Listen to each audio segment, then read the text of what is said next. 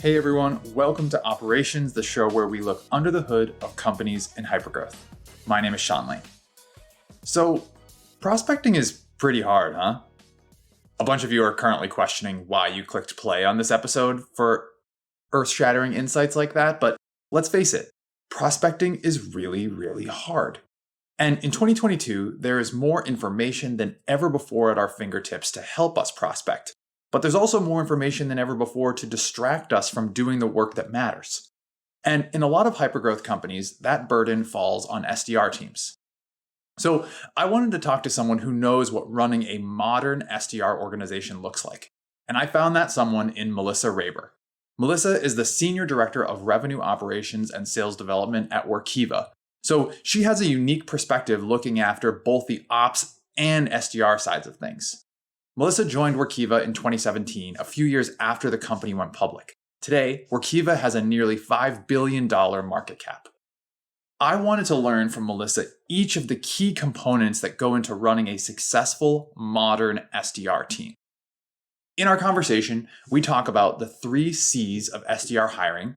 We talk about how to design the SDR day in the life to remove distractions, and why she views an SDR team not as meeting setters, but as the air traffic controllers of an organization. To start, let's get some context on the SDR org itself and where Melissa's team fits within Workiva. Being the leader of the inside sales team here at Workiva, we are a global company and we've got several different inside sales teams with several different initiatives across the globe. I personally work with our North America team of 5. We're aligned specifically to the verticals in which we sell. So we've got different segments, different teams, whether it be Fortune 500, our mid-market teams, SLED, federal.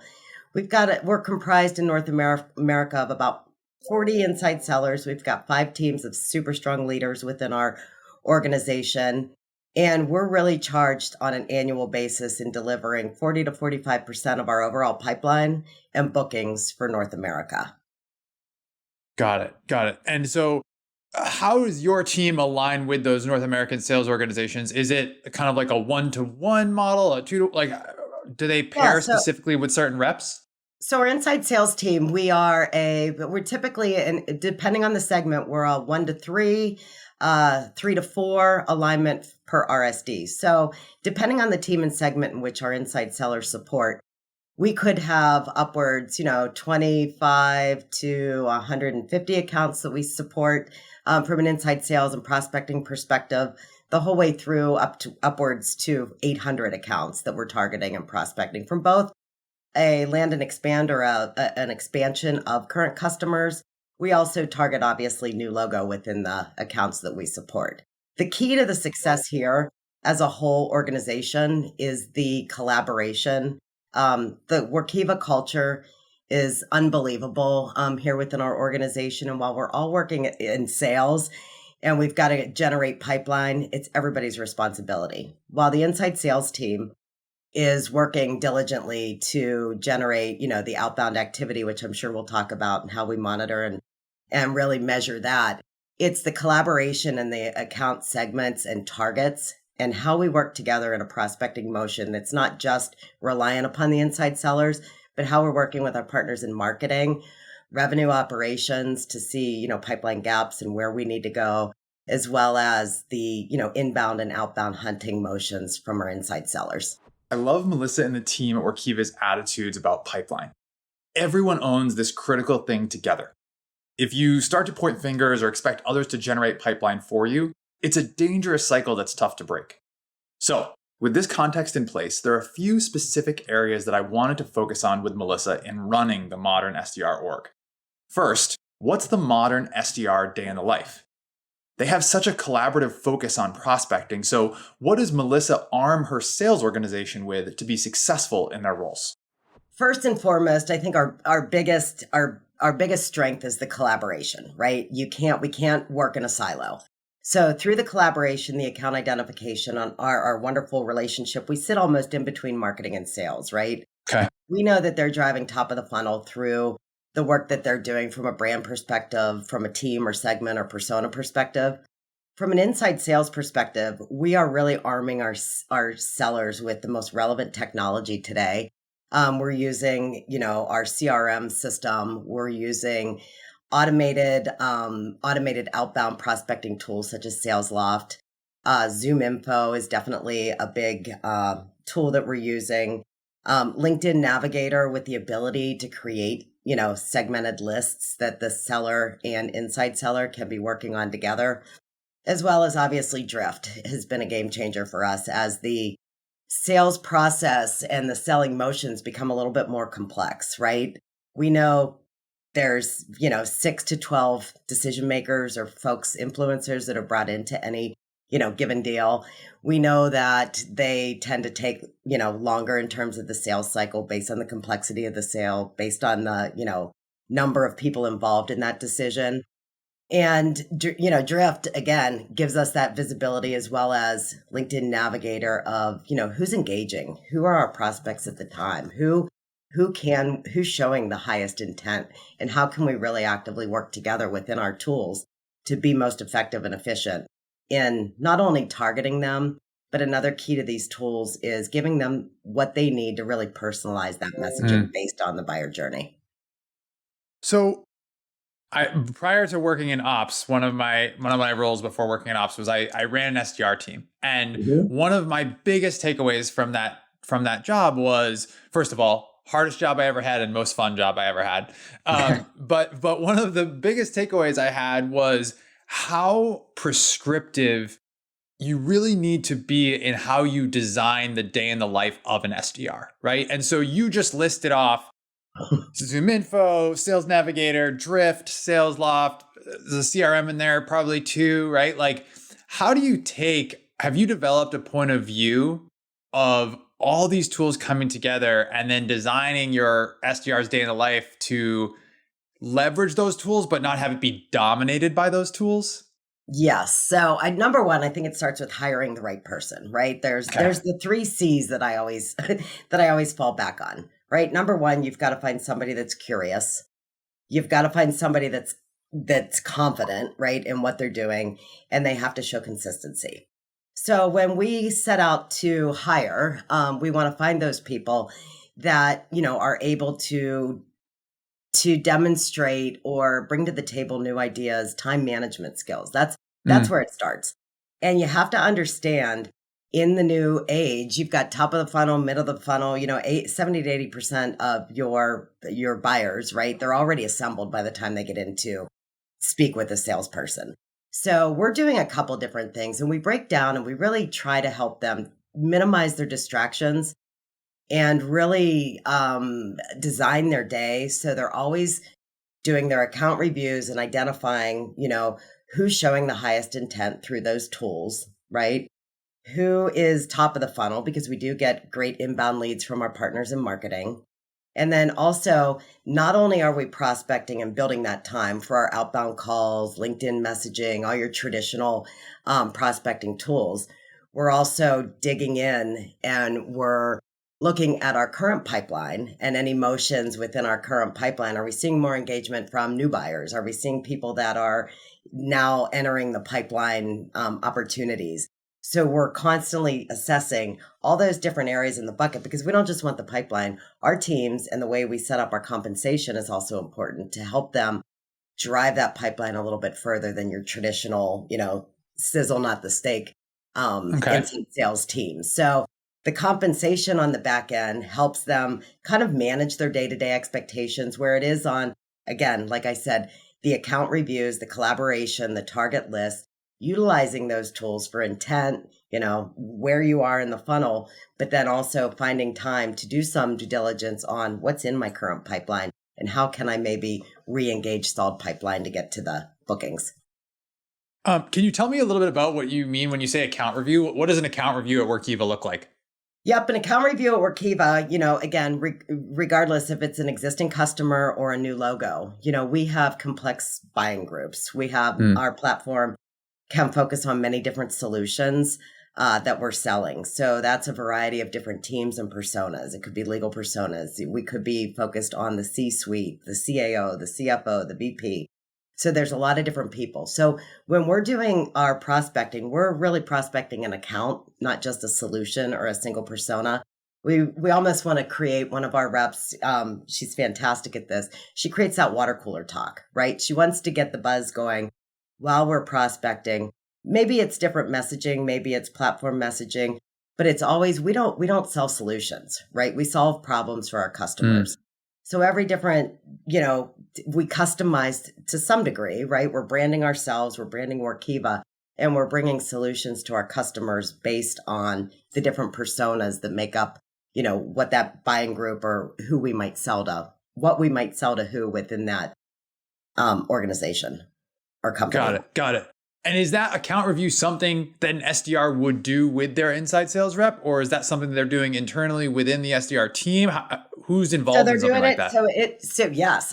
This is where the collaboration comes in. So we will weekly, monthly, quarterly identify our top tiered accounts. Where do we want to go, right? Where are we going to focus that time? And that's where the collaboration between the regional sales directors, which are our field sellers, and our inside sellers will come together, and they'll use tools like SalesLoft to bring in the proper personas, and they might task each other. We might call or email several times, and we need a new voice. So we can use our tools to be most efficient. So we're prospecting together and collaboratively along with our partners in the field.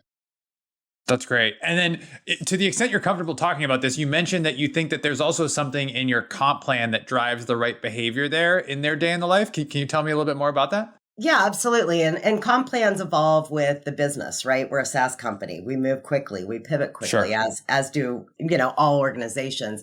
And we try to build our comp plans and change our comp plans so that we're rewarding our inside sellers, not only for the pipeline in which they're creating, but also the pipeline that they're creating that moves to bookings or closed won deals. Yep. And then we also align our comp plan to the pipeline needed for our individual sellers to reach their booking goals. The thing I enjoy most about talking with Melissa is how clear it is that she thinks through the implications of every little detail, every little nuance in the SDR day in the life. She said that she and her team have tried to design a day that minimizes distractions, and they clearly use that as their North Star. The account reviews, the intent-based prioritization, the details in the comp plan that incentivize bookings. These all drive towards focusing on what matters most. Somebody once taught me that a sales organization should strive for the highest quantity of the highest quality activities and minimize the low quality activities. And that's exactly what Melissa and her team have done. If you think about their approach and their design as the inputs, I think the collaboration that we keep hearing her mention is the output. And you can tell she means it just in the way she describes the SDR team's role. As inside sales evolves and as we really change, we're not meeting setters in any way, shape, or form. We're, internal account executives that are really, I often refer to our teams as air traffic controllers because we are, we're working with the solution engineers. We're working with our sellers. We're working with product marketing. We're working with our customer service teams. We're working with our renewals teams. There's all these different influences that come into existing and new logos that everyone has intel. So as an inside sales leadership team has to be instrumental as well to really, right now, the buying groups are large. People want things now. 80% of the purchases, they're far in the funnel. So when we're working and coordinating that, our leaders really are coordinating with various different departments. But at the same time, one of the key things is, removing distractions. We all have a lot of internal meetings and we almost have to protect their time. Again, inside sales, we have our hand in a little bit of everything. And our leadership here for inside sales globally is amazing. And not only, we recently hired a inside sales manager that was a field seller, and he moved over to the inside. And I had asked him recently, you were, a partner with an inside seller for, 2-3 years. Did you ever imagine that inside sales went to the depth of what you're seeing now? And he was just absolutely not. So, there's a lot that goes into it. I would also have to imagine too that concept of the air traffic controller, but also all those cross-functional exposure points that you're describing that your SDR team gets, like that's got to bring a lot more job satisfaction and like meaning to those roles beyond just kind of the typical meeting setting relationship. Like to your point, one of the things that I think is an awesome example of that you said you're doing, which I don't hear all that often, is the idea that you also have SDRs working on existing accounts and not just new business accounts. Can you tell me a little bit about how you guys decided to do that? Yeah, absolutely. When our company started, we were selling a single solution, and we have a large customer base. And as we expanded in the growth and the development of our tool, our platform, we definitely saw a lot of opportunity for expansion. So, cost to acquire a net new versus existing customer, we look at all that analysis. But at the end of the day, it definitely will get more users, expand our platform. And, again, as we mature as an organization, we're also seeing more inbound coming in from folks that had used our tool and they've maybe moved to a different organization. So there's a lot that goes into the overall account reviews and targeting based on the segment, based on, the expansion within those accounts. Now that we have a good sense for how the team at Workiva arms its SDRs for success, I want to talk about the SDRs themselves and how Melissa has gone about building this team. She mentioned earlier the 3 C's that are important to her in her hiring: curious, confidence, and consistency. So my question is, how does she know whether the candidates she's interviewing have these 3 attributes or not? So our hiring process, salespeople are salespeople. They're competitive, right? Yeah. We're in it for a lot of different reasons. It's a different personality type. But throughout the different conversations that we have a wonderful recruitment team here at Workiva that will help kind of vet or field or recruit for new candidates. But as we go through the process, that we have obviously the interview questions. We have, we're looking for culture, we're looking for fit, we're looking for experience. But we've incorporated a third level to our interview process where it's a panel. And at that panel, we do ask the candidates to come with a presentation that will take an existing account. And at that level, we're going to ask them to come in and prospect us. So we want to see some examples of, how they might reach out to us via different tools, email, LinkedIn, what it may be. And then we also take them through a role play. And while they're not experts on Workiva in any way, shape, or form, we're looking Sure. for that curiosity. We're going to give them, some objectives. And we're looking to see if they can go deeper, have that consultative approach, better understand, ask the questions why, Ted, tell me, explain to me, how many? So we really like to take them through that process, because that is really, you could have somebody that has the experience, gets down there, but at that point we learn maybe they had too much inbound, because we're hunters. We're hunters in this field. So we want to make sure that they're able to demonstrate that through a panel, which can be a little nerve-wracking. But our inside sales team, like I said, again, it's evolved, it's modernized. A lot of our inside sellers have carried a bag. They've been field sellers. They're good at prospecting. They have that drive. You know the right answers when you're in an interview. One of the best questions is, you're making 50, 60 phone calls a day. You're not getting anywhere. What do you do? Well, the wrong answer is, I'm going to make 120. No, let's stop. Let's go back. Let's better understand. Once we onboard them, and our sales enablement team is amazing, we're able to provide them with the tools that they need that are going to be effective for them. There's a lot of enablement out there in the sales world. How are we giving them what they need? Less is more sometimes. Yeah. We have a complex platform, a lot of different personas, but they have to understand the consultative approach, how to ask those questions and really solve problems, not sell solutions. It also sounds like you and your team are really good at setting the right expectations with those folks on the way in too, right? Like even just your small comment about, this is not a inbound machine. We're hunters, right? And I think making that clear to folks on the way in and not having them come in with the expectation that is going to be handed to them, just that mindset alone, I think probably helps as people are going through their ramp. Is that fair?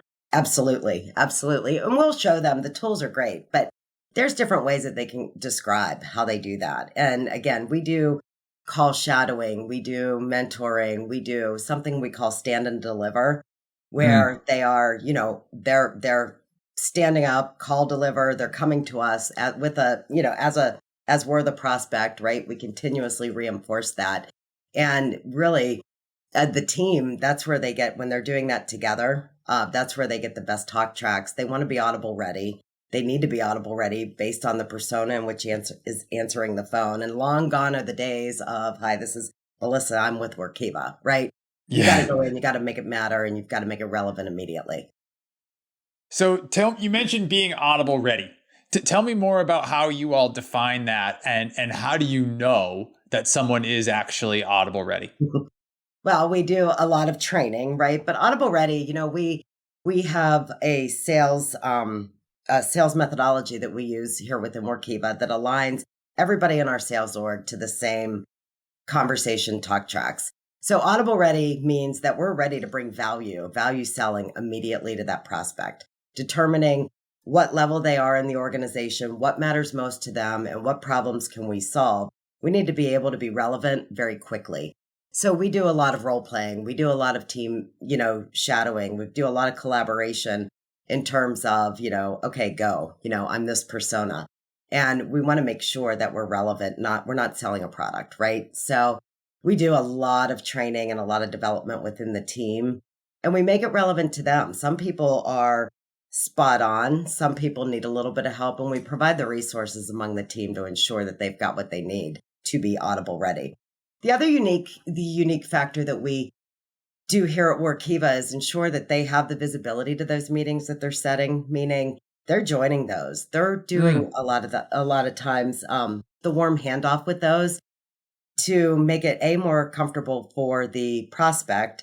Two, that we also want to make sure that we're not redundant when we get on an initial call. Yeah. So they'll do a quick recap. And again, that is a huge learning curve for any inside seller to be able to hear the customer as they go through their discovery or their demo, to hear the true life pains, right, that they're experiencing and the problems that they're looking to solve. And I'm sure that they're going to pick up on some things when they make that handoff to the more experienced seller, talking points, that point about relevancy, things that are going to make them more Audible ready for the next handful of prospects that they're going after.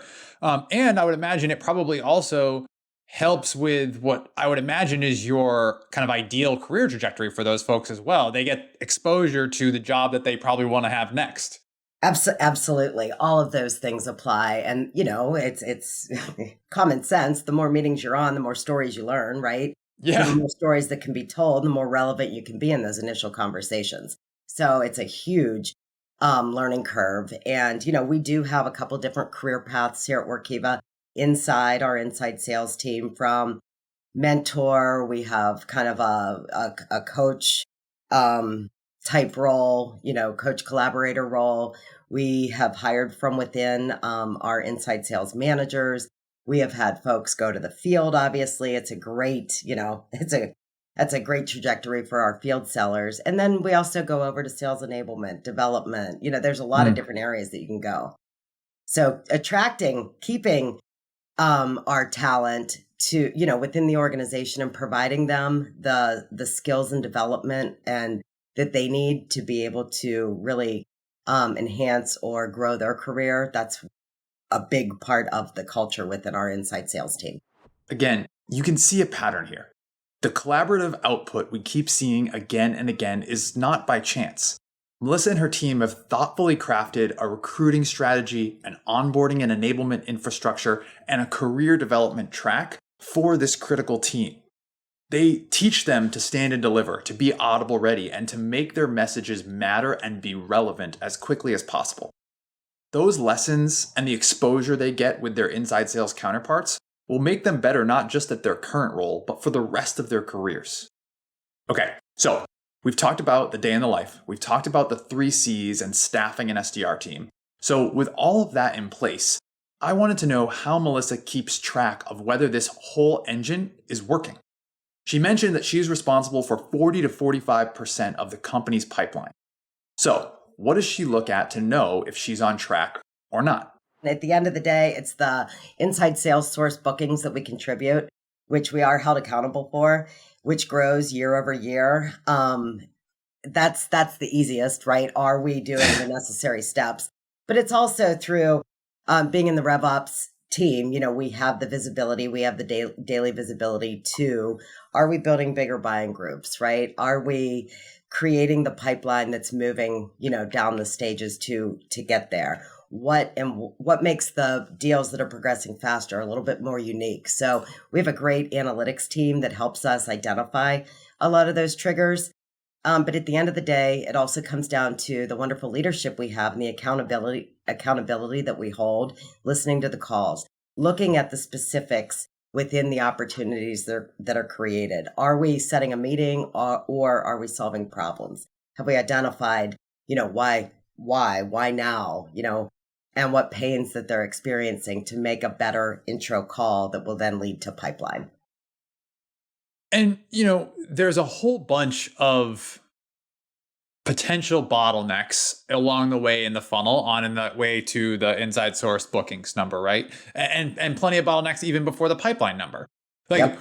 How do you diagnose that, okay, maybe we're in the green at the tip top of the funnel from your great partners in marketing, but we're, maybe not quite where we want to be when it comes to the pipeline. Somewhere in between there, something is broken. How do you diagnose, and do you guys have specific either routines or places where it's natural for you to discuss and figure out where some of those things might be going wrong? Absolutely. Well, not first and foremost, with our relationship with our demand gen team, we have weekly, biweekly, monthly cadences where we will analyze what's at the top of the funnel, what's moving through the funnel. How do we get more of what's moving, right? We have those.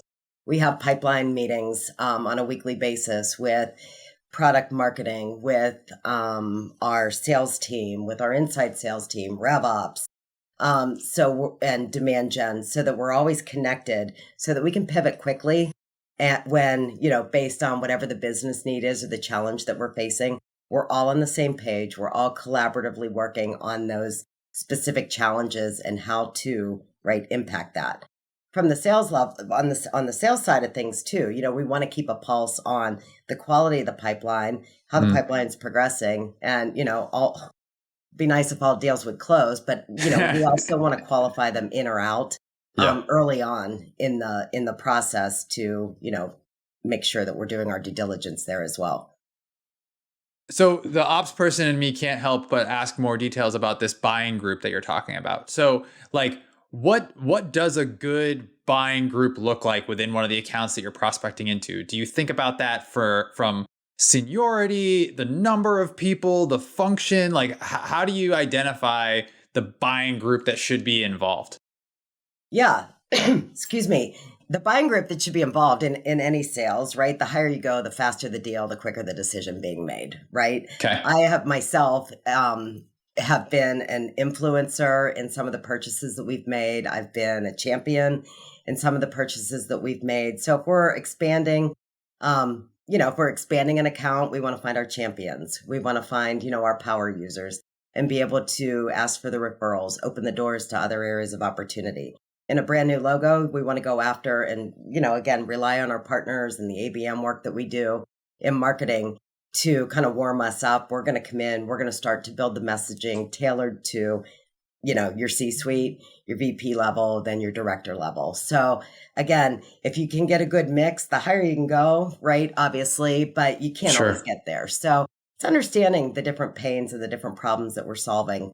And again, we sell many different solutions within our platform as well as our platform alone. So it's just determining, there could be many different scenarios that we're working on, to answer that question, whether you're in the federal government, a Fortune 500, right, a different education space that we sell in. We've got a lot of different personas.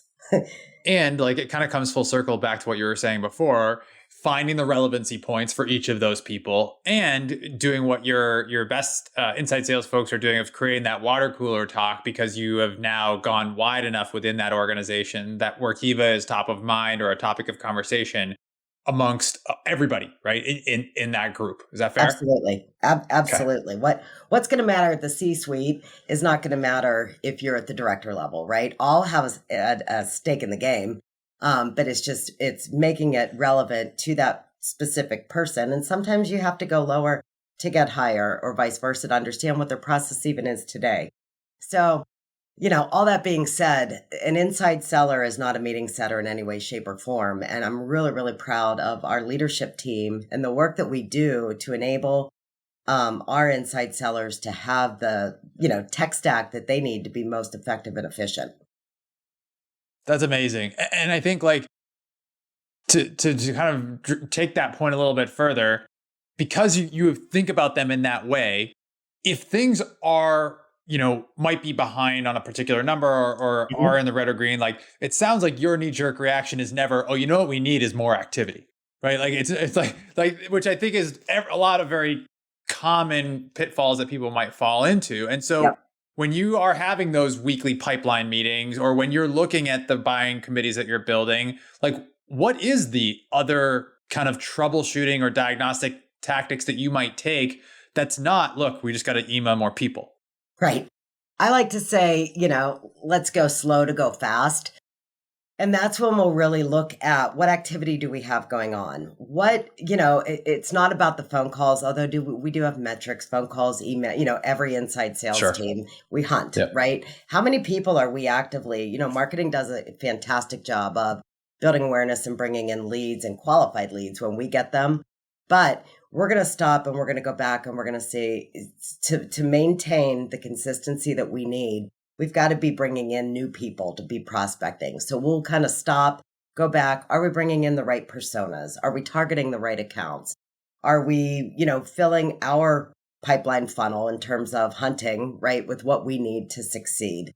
And I think it all starts with that, where we go back and just stop and really assess and analyze, do we have the right messaging? We have the ability to look at our cadences, our templates, our messaging that's working. And again, our favorite, work smart, not hard. Are we looking at the intent in prospector and drift to see who's hot now, right? And utilizing those tools to be able to say, okay, let's get the people that are showing that high intent with the high engagement, and let's go after those while we're also analyzing maybe any roadblocks in our funnel or our prospecting activity. And if you simplify this whole thing, right? I know that's Workiva's whole thing, simplifying the complex. Yep. Is that inside sales sourced bookings number? Is that kind of your true North Star, or are there other numbers or metrics that when you take a step back, you say, okay, this is how I know our team is on track or not? Yeah, no. I look at three major things, right? Do we have the activity that we need to fill our funnel in terms of pipeline? Do we have the necessary pipeline? Is it progressing? But to your point, the North Star and our team, we celebrate the small wins and we also celebrate those big wins. When we get a booking and we are sourced to that is a big, we've done our job and we've done our job well. Before we go, at the end of each episode, we're going to ask each guest the same lightning round of questions. Ready? Here we go. Best book you've read in the last 6 months? Well, it's Conversational Marketing by Drift. Oh, wow. I just got right to my heart. I just read that. I was in Boston a few weeks ago. So that was it. That's right there. I love it. All right. Favorite part about working in ops? Ooh, favorite part is the pivots, the changes, the fast pace. Flip side, least favorite part about working in ops? The building, the changing, the executing on some of the back end work that we have to do. Yeah. Always a ripple effect to one of those fast pivot decisions, absolutely. Right? Someone who impacted you getting to the job you have today? Ooh. Wow. I'm going to say it's my boss, and who we have a relationship from a prior job, who we have learned so much from one another. She's been my kind of partner in crime, and she's been a great leader and supporter of my career over the years. That's awesome. Last one piece of advice for people who want to have your job someday. Oh, I got this piece of advice a long, long time ago from one of my old managers. And she said, teach everybody what you know, get them to where you are. And there's always going to be somewhere for you to go next. Huge thank you to Melissa for joining us on this week's episode of Operations, and for the shameless plug of the conversational marketing book at the end. Thank you so much for listening to our show. If you liked what you heard, make sure you're subscribed so you get a new episode in your feed every other Friday. Also, if you learned something from Melissa today or from any of our previous guests, leave us a review.